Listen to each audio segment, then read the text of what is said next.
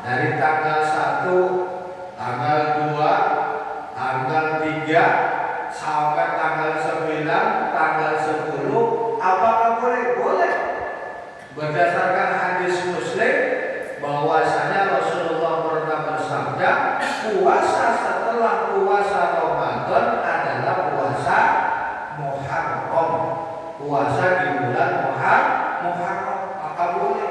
Atau nanti tanggal 21 besok atau tanggal 22 boleh. Puasa yang disunahkan setelah puasa Ramadan. Namun yang paling masyhur, paling umum adalah tanggal 10. Jadi tanggal 10 itu disunahkan. Kenapa? Suatu saat Rasulullah itu menemui orang-orang Yahudi. Orang-orang Yahudi pada tanggal 10 Muharram yang biasa disebut Asyura, mereka itu berpuasa. Kemudian ditanya oleh Allah, apa yang kau lakukan? Pada hari ini Allah menyelamatkan orang-orang Yahudi sehingga Nabiullah Musa berpuasa. Ini hadisnya sahih riwayat. Ini hadis riwayat Imam Bukhari Muslim. Maka kami pada waktu ini berpuasa tanggal 10 Muharram. Kemudian apa kata Rasulullah? Saya lebih berhak terhadap Musa daripada kalian. Kenapa Rasulullah lebih berhak? Karena ajarannya adalah sama, ajaran tauhid. Walaupun disebut Yahudi, tapi agamanya aslinya agama Islam. Namun karena mereka itu mendapatkan petunjuk dari Allah, maka disebut Yahudi. Jadi kata-kata ada Yahudu, orang-orang yang mendapatkan petunjuk dari Allah setelah melakukan perbuatan dosa. Kata Rasulullah, saya lebih berhak. Maka ketika itu Rasulullah melakukan ibadah puasa. Kemudian apalagi yang terjadi pada hari Asyura tanggal 10 Muharram?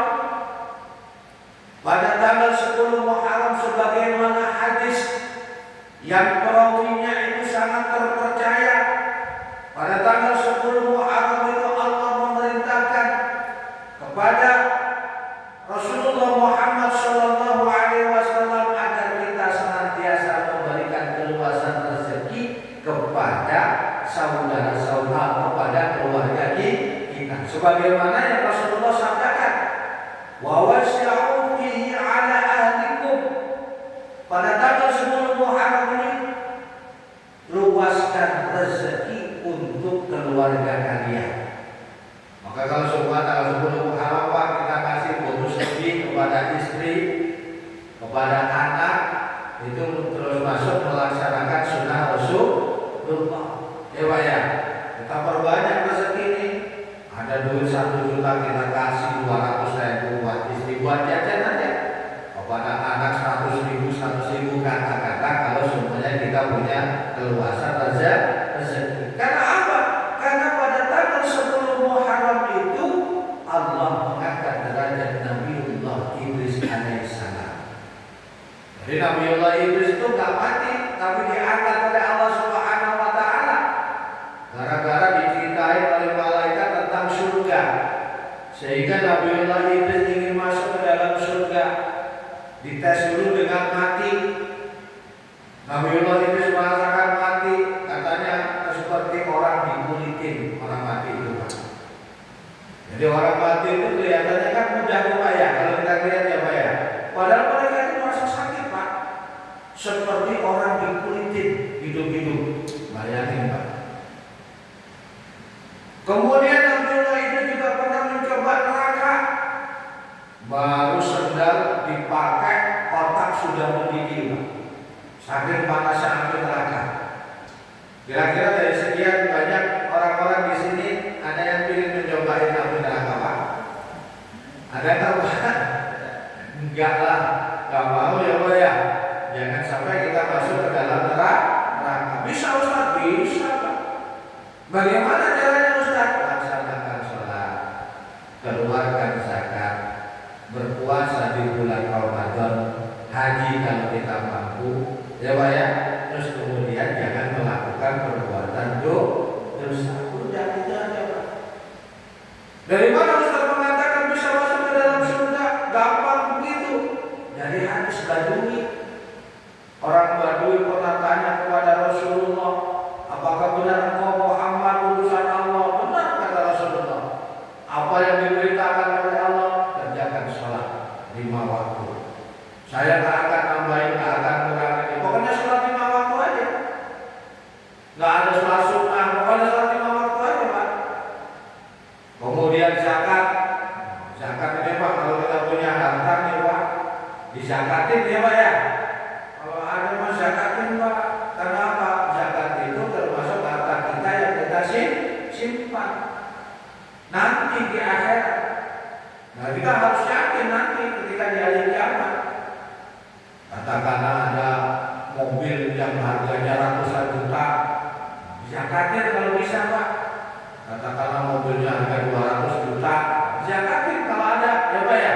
Insya Allah. Berapa kalau 200 juta Pak? Berapa kalau 200 juta? 6 juta ya? 2,5%. Ya Pak ya, kalau ada. Kalau semuanya nggak ada Ustaz, mengajar utang. Kalau udah utang ya jangan, ya Pak ya. Kalau utang belum jadi hak milik, kalau udah jadi hak milik. Kalau semuanya masih nyicil lah, itu mah udah cicilan, maka kecicilan ya Pak ya. Kalau udah harta cash gitu kan, punya duit 160 juta ya dizakatin. Walaupun kita hidup di perkotaan, tidak ada peternakan, tidak ada pertanian, namun kita mempunyai harta sedemikian besar ya dizakatin. Kalau kita dagang, zakatin. Puasa di bulan Ramadan, saya nggak akan nambahin, nggak akan kurangi. Ya puasa aja di bulan Ramadan. Puasa sunnah enggak, Senin Kamis enggak. Puasa Muharram juga enggak, hanya puasa di bulan Ramadan. Haji kalau mampu, nah kalau haji mampu ya pergi haji, kalau tak mampu ya tak pergi haji. Kata Rasulullah apa? Kalau kalian ingin melihat penduduk surga, lihat orang itu. Ya. Berarti kan kalau semuanya masuk ke dalam surga mudah Pak, betul nggak? Sholat, zakat, puasa, udah. Kemudian nggak pernah berbuat dosa. Melihat cewek cantik juga nggak pernah, ya Pak ya. Hanya melihat istri aja. Kalau lihat cewek cantik kita nggak melihat. Kalau semuanya kalau lihat cewek cantik kita pantengin ya sama aja kita berbuat dosa. Apalagi kalau semuanya kita lihat di handphone, ya Pak ya. Punya handphone nggak Pak? Melihat handphone di YouTube, wah udah kalau begitu mah ya nggak tahu ya Pak ya dosa juga. Berarti kita masuk ke dalam surga itu mudah. Laksanakan perintah Allah, jauhi larangan Allah. Nggak usah yang muluk-muluk, nggak usah sholat malam. Hanya sholat 5 waktu aja kita jaga, insya Allah. Dan Nabiullah ini diangkat oleh Allah di bulan Muharram, dimasukkan ke dalam surga oleh Allah Subhanahu wa Ta'ala, dan dia tidak keluar lagi. Makanya di bulan Asyura tanggal 10 Muharram Allah angkat derajat Nabiullah Idris. Allah selamatkan Nabiullah Ibrahim dari pembakaran api neraka. Nabiullah Ibrahim dibakar. Oh, dia bukan api neraka, api pada Raja Namrud. Akhirnya beliau selamat pada tanggal 10 Muharram. Allah selamatkan Nabiullah Yunus dari perut ikan tanggal 10 Muharram. Allah selamatkan Nabiullah Musa dari kejaran Fir'aun tanggal 10 Muharram. Allah ampuni dosa Nabiullah Muhammad yang awal dan yang akhir itu tanggal 10 Muharram. Maka tanggal 10 Muharram itu peristiwa yang sangat luar biasa sekali. Banyak peristiwa yang terjadi. Dan pada tanggal 10 Muharram terjadi peristiwa yang begitu dahsyat. Apa tanggal 10 Muharram itu begitu dahsyat? Terbunuhnya Husain bin Ali di padang Karbala. Bapak-bapak pernah dengar nggak Pak? Husain, cucunya Nabi. Nah, cucu Nabi yang terkenal itu ada Hasan, ada Husain. Sebenarnya ada 5, ada banyak. Ada Muhsin. Nah, itu cuma cucu Nabi. Tapi yang terkenal adalah Hasan dan Husain. Hasan meninggal, Husain dibunuh di padang Karbala. Kepalanya dipancung oleh tentara Yazid bin Muawiyah. Makanya para ulama mengatakan tentara Yazid bin Muawiyah itu begitu kejamnya sampai kepala cucu Rasulullah, kepala cucu Rasulullah dipancung, dipenggal, dibawa ke Damaskus, ke kerajaannya Yazid bin Muawiyah. Pada peristiwa itu orang-orang menyebut banyak orang-orang laki-laki yang terbunuh sehingga menyisakan janda dan anak kecil. Makanya pada tanggal 10 Muharram diperingati sebagai hari raya anak yatim. Jelas ya? Kenapa tanggal 10 Muharram itu ada santunan anak yatim? Karena memperingati terbunuhnya Husain di padang Karbala oleh tentara Yazid bin Muawiyah, dibunuh, dipenggal kepalanya, meninggalkan janda dan anak yatim. Makanya orang-orang Ahlussunnah wal Jamaah menjadikan tanggal 10 Muharram sebagai hari santunan anak yatim. Jelas Pak? Dan kalau kita menyantunin anak yatim, mohon maaf Pak ya, sebagai koreksi aja ya, itu harus diberikan kepada anak yatim. Jangan sampai harta tersebut diberikan kepada orang yang bukan anak yatim. Karena apa?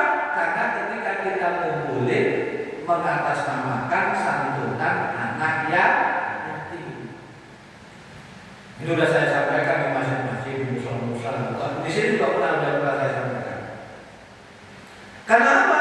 Kalau kita memberikan santunan bukan kepada anak yatim, maka kita nanti akan dihisab oleh Allah. Kan sayang Pak, kita mah niatannya berbuat baik, namun dihisab oleh Allah. Kenapa? Kita ngumpulin harta untuk anak yatim, namun kita berikan kepada anak yang bukan anak yatim. Kita ngumpulin ini sama orang, apa penduduk, katakan RT 11, RT 12, ada beberapa juta gitu kan terkumpul. Kita berikan harta itu untuk acara atau untuk bukan anak yatim, maka telah kita kena berkhianat. Bahkan untuk Ustaz sendiri jangan, kecuali kalau kita sudah memberikan proposal. Katakanlah begini nih, Mushola Nurul Hidayah akan mengadakan santunan anak yatim, ya Pak ya. Kemudian dengan rincian untuk ini, untuk ini, untuk ini. Kemudian yang nyumbang tahu, oh ini untuk ini, untuk ini, untuk ini. Nah, diberikan. Kalau begitu, lain lagi. Karena yang nyumbang sudah tahu berarti 100.000 saya sumbang, ini untuk anak yatim, untuk ini, untuk ini, untuk ini. Kan tahu nanti kan. Namun kalau seumpamanya secara global kita katakan sebagai anak yatim, santunan anak yatim, maka harus diberikan kepada anak yatim. Jangan sampai nanti kita dihisab oleh Allah Subhanahu wa Ta'ala. Niatannya baik, yang kita lakukan baik, tapi dihisab oleh Allah. Kemudian kita harus mengerti dan tahu siapa si anak yatim itu. Siapa si anak yatim itu? Anak yatim adalah anak yang meninggal bapaknya. Yang meninggal bapaknya, bukan ibunya. Meninggal bapaknya belum genap usia balik. Jelas Pak? Belum genap usia balik. Berarti kalau semuanya ada anak yatim yang sudah umur 11, 12, itu sudah bukan anak yatim lagi. Sudah bukan anak yatim lagi, itu namanya anak yang lemah atau du'afa. Makanya Masjid Darussalam saya kasih tahu, kalau mau bikin santunan anak yatim, kasih plus du'afa agar kita bisa menyalurkan dana tersebut untuk anak yatim yang sudah balik. Jelas Pak? Jadi kalau semuanya ada anak yatim, santunan anak yatim tok gitu ya, itu harus diberikan kepada anak yatim Pak. Nggak boleh kita macam-macam. Kenapa? Kalau kita berikan kepada orang lain, namanya kita menghardik anak yatim, memakan harta anak yatim. Makanya kalau seumpamanya ada tahlilan ya Pak ya, ada tahlilan, kemudian yang meninggal tersebut bapaknya, kemudian ada anak yatimnya, anak kecil belum usia balik. Hati-hati Pak kalau jamuannya Pak. Sekedar aqua saja nih, bahaya kalau semuanya diambilkan dari harta anak yatim. Makanya kalau semuanya ada tahlilan begitu ya kita datang tahlilan, tapi jangan sampai minum, jangan sampai makan. Khawatir di situ ada harta anak yatim. Tahlilan aja silakan. Namun kalau makan jangan sampai itu harta anak yatim. Dan kalau semuanya ada yang berani harus ngomong ke keluarganya, mohon maaf ibu, ini bukan harta bapaknya kan, yang dibuat jamuan bukan harta bapaknya kan, harus berani gitu Pak. Kenapa? Kalau semuanya kita makan tanpa sadar, kita memakan harta anak yatim. Maka di dalam Al-Quran itu disebutkan Ar-Ra'aital ladzi yukadzibu bid-din. Tahukah kalian orang yang mendustakan agama? Fadzalikal ladzi yad'ul yatim. Mereka yang pertama adalah orang-orang yang menghardik anak yatim. Menghardik, memakan harta anak yatim juga menghardik, membelai anak yatim juga menghardik, memusuhin anak yatim juga menghardik. Makanya ketika semuanya ada sesuatu hal berhubungan dengan anak yatim, kita harus hati-hati. Terlebih kalau semuanya kita mengadakan santunan kayak begini Pak, harus hati-hati Pak. Bagaimana Ustaz kalau semuanya diberikan kepada anak yatim yang sudah balik, yang sudah besar, yang sudah SD kelas 12, kelas 6, yang sudah berumur 12 tahun, maka tambahin dengan kata-kata du'afa. Jelas Pak? Jelas Pak? Jadi santunan anak yatim dan du'afa, agar kalau seumpamanya kita memberikan harta kepada anak yatim yang sudah balik, yang sebenarnya bukan anak yatim, kita tidak berdosa karena ada kata-kata doa.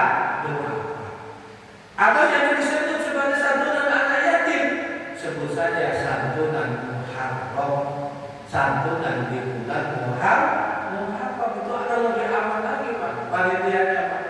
Jangan sampai panitia itu sudah berbuat baik, capek, sudah meluangkan tenaga pikiran, tapi ketika meluangkan tenaga pikiran tidak sesuai dengan syariat Islam.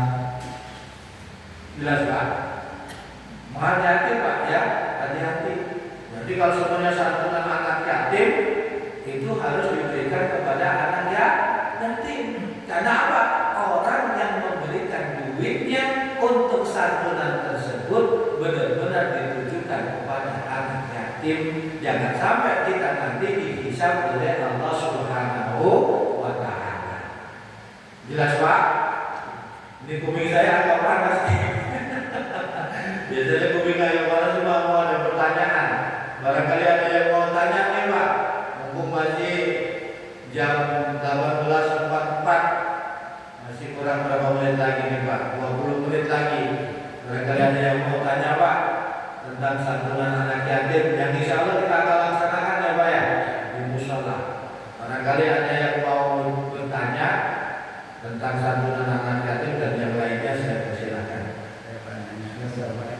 wabarakatuh. Di dalam suatu keluarga itu seandainya bapaknya udah meninggal Pak, itu ibunya punya hasil. Terus anak yatim itu memang kalau itu khusus yang dari santunan aja apa gimana Pak? Jadi kalau seumpamanya anak yatim dibayar, namun ibunya itu ada penghasilan, ya. Apakah anak yatim itu perlu disantunin atau tidak? Nah, gitu kan. Sebenarnya sebulan anak yatim umum, asalkan dia masih kecil, belum usia balik, ya kan? Itu anak yatim. Berarti kalau semuanya kita mau menyantuni, kita harus izin kepada keluarganya, karena keluarganya kan punya penghasilan. Boleh nggak Bu, ini saya santunin, kami santunin atas nama Musyola Nur Hidayah. Kalau semuanya ibu tadi mengatakan boleh, ya boleh. Tapi kalau mengatakan nggak usah Pak, ya apa? Jangan, coba ya. Ya, harus izin dulu. Khawatir menyinggung perasaan. Tapi kalau semuanya ibunya nggak punya penghasilan, ya langsung aja didatang. Ya Pak ya, langsung aja didatang. Pasti mau, karena ibunya nggak ada penghasilan. Nah kalau semuanya ada penghasilan atau anak yatimnya kaya, nanti bapaknya dulu kaya raya, hartanya masih melimpah, jadi saya ditanya aja, boleh nggak disantunin oleh Musyola Nur Hidayah?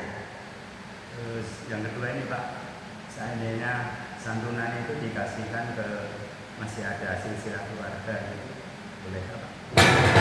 Seandainya saya punya kakak saya udah meninggal, kan meninggalkan keponakan ini, yatim ngasih kerabat gitu. Bolehkah saya menyantuni dari kerabat saya sendiri? Maksudnya yang dari panitia? Enggak, seandainya saya sendiri. Oh, Bapak sendiri? Ya boleh Pak, bagus. Jadi semuanya saudara Bapak meninggal, ya kan? Punya anak yatim. Anak yatim itu anak yang belum usia balik ya Pak ya, masih kecil, masih kelas 1, kelas 2, kelas 3, kelas 4. Kadang-kadang kelas 5 aja udah bukan anak yatim, udah head atau udah mimpi basah. Kelas 5 itu Pak. Ya Pak ya. Tapi kalau sudah disebut anak yatim, kalau Bapak memang nyantunin sampai gede, anak yatim tersebut sampai SMP, sampai SMA, Bapak mau, silakan. Bagus itu Pak. Berarti apa? Memberikan kehidupan buat anak yatim dan menjadikan dia untuk menjadi lebih baik. Agar dia kerja, dapat pekerjaan, wah itu jauh lebih bagus tuh Pak. Kalau kita mempunyai harta, kita santuni anak tersebut. Walaupun bukan anak yatim lagi, tapi dia tak punya bapak, tetap aja kita santuni. Nah ini yang permasalahannya itu ketika kita ada komunitas mengatakan menyantuni anak yatim, nggak bayar. Ini hati-hati, harus anak yatim benar. Makanya kan saya mau ngomong nih Pak di grup, nggak berani saya, khawatir bukan pengajian ya. Makanya harus ditambah plus doa. Jadi orang-orang yang menyumbang itu tahu. Kalau semuanya nggak tahu, dikasih tahu. Bu, Pak, ini harta bukan hanya anak yatim saja. Anak yatim memang gini kan, definisi anak yatim dalam agama. Anak yang ditinggal mati bapaknya belum usia balik. Kan itu dalam definisi agama. Kita kan nggak bisa menolak agama kan. Berarti ketika kita itu mengatasnamakan anak yatim, ya anak itu. Anak yang belum balik, ditinggal mati bapaknya. Tapi kalau semuanya anak itu sudah balik, sudah SMP, sudah kelas 6, sudah SMP, maka bukan anak yatim. Kalau kita memberikan kepada orang tersebut, maka kita memberikan bukan kepada anak yatim. Nanti khawatir akan dihisab oleh Allah Subhanahu wa Ta'ala. Niat kita mah bagus, ya Pak ya. Udah meluangin waktu, meluangin pikiran, tenaga, namun akhirnya salah. Nah itu yang khawatir di situ ke saya. Makanya saya omongin ke majelis taklim dimanapun juga saya ngajar lagi, akan saya kasih tahu. Di Gaper juga saya kasih tahu itu. Agar apa? Agar orang-orang tidak salah. Makanya kalau coba nanti santunan anak yatim plus apa? Agar anak yatim yang udah usia 12, udah SMP, udah SMA juga dapat Jelas Pak? Jelas ya Pak ya? Kenapa kalau semuanya nggak begitu? Khawatir kita akan dihisap Pak. Karena kita ngumpulin anak yatim, tapi kita berikan bukan anak yang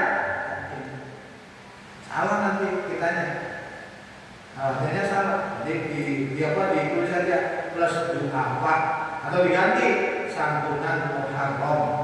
Nah, orang-orang yang telah menyumbang itu ya dikasih tahu sama panitianya. Pak, Bu, ini santunan buat anak yatim walaupun sudah SMP, SMA tetap dikasih. Nah, kalau sudah masih tahu gitu, kita akan terbebas. Paham Pak? Paham ya Pak ya? Kita akan bebas, kita nggak akan dosa karena kita sudah kasih tahu dan orangnya masih oh iya ikhlas Pak saya. Alhamdulillah. Kenapa? Kalau hubungan agama itu harus ada akad. Harus ada akad Pak. Akad itu bisa menyebabkan boleh, bisa menyebabkan tidak boleh berdasarkan ucapan. Jelas Pak? Jelas ya? Seperti untuk lebih menjaga mungkin untuk yang anak yang yatim bukan yatim yang sudah dari bapaknya tapi sudah balik itu kita tanya ke orang tuanya mau dijamin apa gitu ya? Bukan bisa menerima tapi atas nama doa Pak. Ya kalau misalnya kita lihat dia mampu gitu atau misalnya Kalau mampu, ditanya orang tuanya, kalau orang tuanya boleh ya silakan. Tapi bukan atas nama yatim ya Pak ya. Atas nama doa. Ini kadang-kadang jangan Pak dibahas Pak. Hal begini nih Pak, ini padahal itu penting. Kenapa? Kita itu sudah capek meluangkan pikiran, meluangkan waktu, meluangkan tenaga, kan? Namun salah. Khawatir kita akan mendapat dosa di sisi Allah karena kita memberikan bukan kepada anak yatim. Makanya jalan-jalan itu kadang-kadang santunan anak yatim, ngumpulin gitu kan. Tapi yang diberikan bukan anak yatim ini. Bagaimana hukumnya? Kalau hukum nggak boleh, haram. Karena memberikan yang bukan anak yatim. Jadi paling aman itu Pak ada dua kata, santunan yatim plus doa Pak. Nah, doa Paknya itu buat yang itu yang yatim kan sudah SMP SMA. Kemudian atau santunan muharram. Santunan di bulan muharram. Kalau santunan bulan muharram bebas itu Pak. Bebas itu karena atas nama muharram bukan atas nama ya.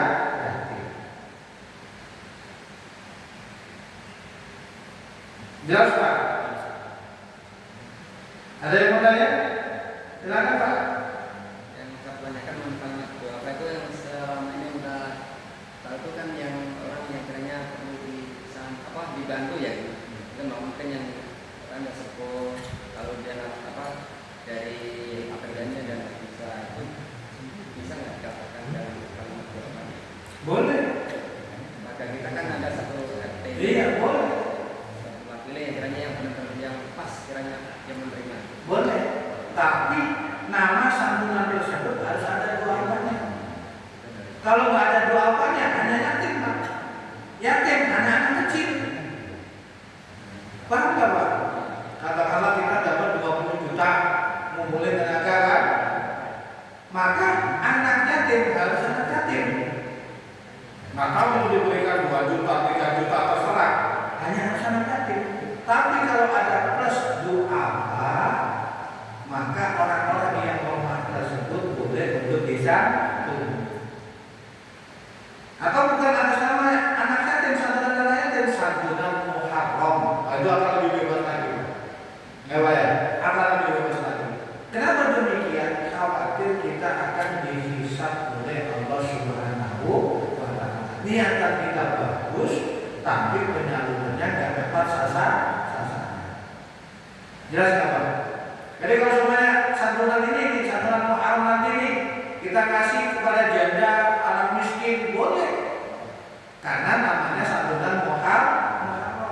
Tapi kalau santunan yatim harus anak yatim. Jangan sampai memakan harta yatim. Bahkan untuk acara musola aja jangan sampai listriknya makan dari harta yang dikumpulkan. Ya Pak ya, harus diberikan kepada anak yatim semuanya. Berarti bagaimana kalau yang sudah nyumbang Ustaz? Bagaimana orang yang harus dikasih? Sedangkan ada anak yatim yang sudah SMP, yang SMA yang harus kita kasih. Kita harus kasih tahu penyumbangnya dulu. Dijaprik panitianya Pak Bapak japrik satu-satu. Pak, ini nanti yang akan dikasih anak yatim yang sudah gede, SMP, SMA nanti dikasih.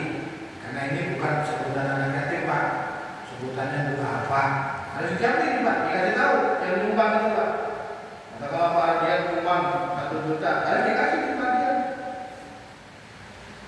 Bapak nyumbang, dikasih harus dikasih tahu. Ya Pak ya? Karena tanggung jawab musola. Jelas Pak? Karena kalau semuanya nggak dikasih tahu, bahayanya ke kita. Kita nanti akan dihisab oleh Allah Subhanahu wa Ta'ala. Kan kita udah capek Pak, udah ngeluarin pemikiran, tenaga, tapi ujung-ujungnya salah. Kan akhirnya nggak dapat pahala, akan dapat murka dari Allah karena tidak tepat sasaran. Kecuali kalau kita ngomong sama pengundangnya, itu harus ngomong Pak. Dan tulisan terus ada yatim plus doa Pak. Nah, betul itu Pak. Ada doa Paknya. Jelas Pak. Sekalian kita share ke jamaah sekalian sebagai penyumbang utama di Masjid Iqbal Hidayat, bahwasanya kemarin yang pertama seperti dari proposal juga dinyatakan istilahnya ada anggaran itu ada buat konsumsi dan sebagainya, walaupun selama ini kita mengambil konsumsi dan untuk bisa ceramahnya juga kita pisahkan dari bagian sumbangan tadi saya bilang kalau saya ada proposal berarti itu boleh masuk gitu ya. Kalau ada proposal tadi rincian anggaran biaya. Rincian anggaran dan namanya bukan atas nama yatim dan doa tapi atas nama Muharram. Alhamdulillah sih ya sudah berjalan untuk besar sama konsumsi kita memang bukan hanya dari sumbangan donasi kita dari kasih sholat sendiri. Terus untuk menghindari tadi salah ngasih di flyer atau di spanduk juga kita gabungkan bahwa yatim terus duafa atau yatim dan sendiri duafa, artinya anaknya sudah punya bapaknya walaupun sudah besar dan sekiranya tidak mampu, itu insya Allah sudah kita laksanakan selama ini ya Pak. Seperti itu. Adapun nanti untuk yang tadi Pak Islam tadi, berarti kalau misalnya ini duafa aja bukan anak penting, boleh satu ini di musola Nurul Hidayah ada beberapa sendiri di luar Muharram ada itu salah satunya ngasih bantuan beasiswa ke anak-anak yang masih ada bapaknya tapi termasuk duafa, nanti selalu dengan khusus kita salurkan tapi di luar acara Muharram. Seperti itu. Insya Allah ya sebagai takmir atau yang sekarang sedang menjalankan amanah di rumah 12, insya Allah untuk yang kedua juga kita ada alokasi termasuk satuan beras, walaupun mungkin akhir-akhir ini beras kita agak jarang kita Jakarta dengan kondisi kas Baitul Mal sholat, tapi insya Allah itu sudah tercover ketika kita zakat fitrah maupun zakat mal di bulan Ramadan. Itu mungkin ya sebagai tambahan yang kita ketahui bersama, terutama pada jemaah musola budaya sebagai penyumbang utama musola kita. Kalau ini Pak Ustaz, untuk mengetahui bahwasannya anak itu sudah balik atau belum, patokannya kita usia atau gimana? Ya patokannya biasanya usia 11 itu biasanya udah balik. Kadang-kadang kan si anak ini sekarang udah umur 13 nih, tapi orang tuanya bisa dikategorikan anak yatim gitu kan. Iya. Untuk menanyakan bahwa itu udah balik atau belum itu gimana ya? Ya bisa ditanyakan ke orang tuanya, ya kan? Dan bisa tanyakan ke orang tuanya. Kalau semuanya laki-laki memang paling nggak 12 tahun. Kalau laki-laki 12 tahun itu pasti udah balik. Ya, pengalaman saya itu kadang-kadang pernah nemu gitu, anak kelas 4 SD, kadang-kadang 15 SD udah Head. Kalau perempuan supaya memang kita nggak salah paham juga ya. Iya. Jangan sampai kita salah Pak. Udah capek, pikiran udah capek tenaga salah. Ya, Pak ya. Jadi gini Pak ya, saya tegaskan kembali Kalau kita ada santunan anak yatim, maka kata-kata tersebut santunan anak yatim maka harus diberikan kepada anak yatim. Jelas ya Pak ya? Anak yatim itu siapa? Anak yang ditinggal mati bapaknya belum usia balik. Ini definisi agama nih. Bapak googling aja. Anak yatim menurut agama Islam itu anak yang ditinggal mati bapaknya belum usia balik. Kalau atas nama santunan anak yatim harus diberikan kepada anak yatim. Harus. Tapi kita ada anak yatim yang sudah balik Ustaz. Berarti Bapak harus menambahi dengan plus doa Pak. Jadi anak yatim itu dikatakan doa biar tidak salah kaprah. Kalau salah kaprah dosa Pak ini Pak. Nanti hukumnya dosa. Jelas nggak Pak? Di plus doa Pak.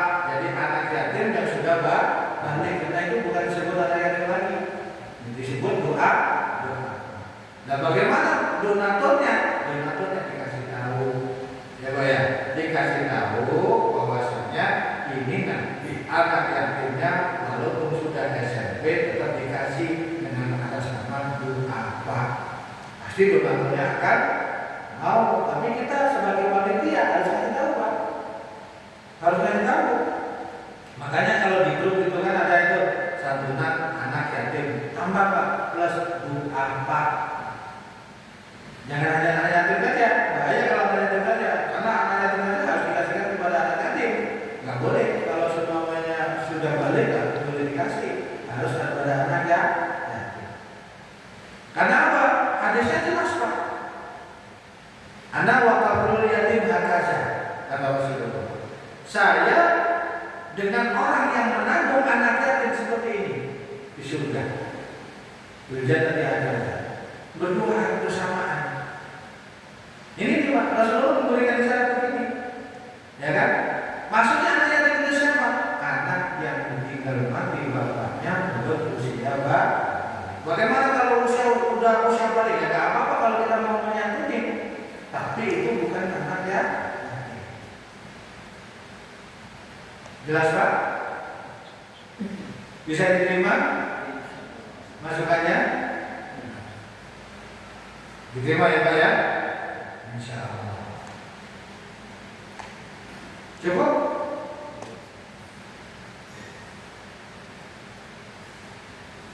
Baik, kalau semuanya sudah cukup, ada yang perlu dulu Pak? Mau ditanyakan? Ada yang mau ditanyakan Pak? Silakan kalau ada yang mau tanyakan. Mungkin ini saya selaku panitia mungkin nanti tinggal prospek lagi aja. Apa yang disampaikan ini kita sesuaikan aja. Iya. Nanti kita nggak salah kan? Itu. Kalau kita udah prospek ya kita udah warning kan. Kita udah kasih tahu. Tapi kalau kita udah tahu nggak dirubah ya. Ya semuanya kayak gitu. Dengan itu kan supaya kita tahu Pak. Kalau kita tahu kita bisa amal, mengamalkan kebijakan sampai Ada pelajaran untuk tahun berikutnya juga kan. Iya. Karena harus ada yakin dan apa. Misalnya kita kan ada donatur itu kan bukan dari dalam doang Pak, ada yang dari luar. Ini kan kita Ya, dari luar kan sesuai dengan judulnya yakin dan apa, kita udah bebas kan. Ada tanda dua-duanya. kasih tahu. Baik Bapak-bapak, mudah-mudahan ilmu yang kita belajar ini bermanfaat bagi kita semuanya dan bisa kita amalkan. Kita tutup dengan doa kafaratul majelis. Subhanallahumma bihamdika asyhadu an la